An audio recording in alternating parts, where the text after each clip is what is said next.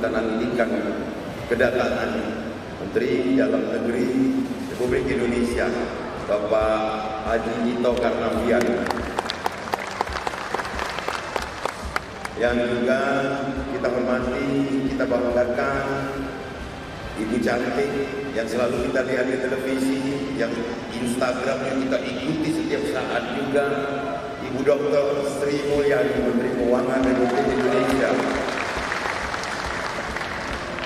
Bapak Menteri Desa, Bapak Abdul Halim Iskandar, yang semuanya kita sudah melalui perbaikan dan pembangunan infrastruktur, melalui simplifikasi regulasi, reformasi birokrasi, dan mengubah ekonomi kita agar memiliki daya tahan atau transformasi ekonomi.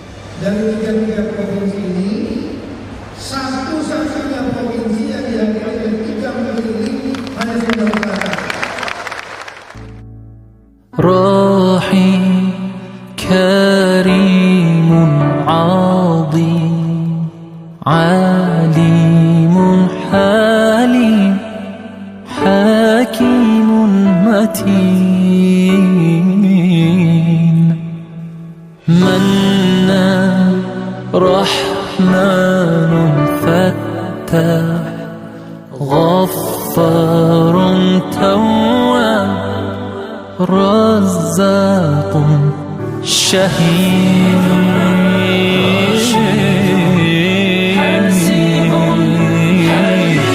اللهم صل.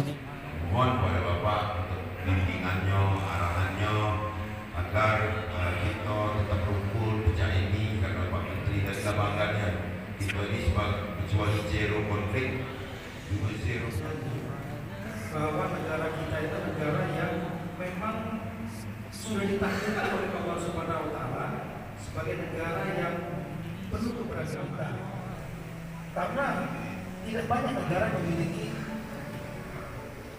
keberagaman seperti kita. Bagi yang sudah beruntung mungkin pernah keluar negeri menyaksikan dengan negeri lain, seperti Singapura cuma 3 ras saja, ras Tionghoa, Melayu, dan kemudian ada Fadihai Allah Rabbikumat Tukaziban. Maka nikmat Allah mana lagi berdusta.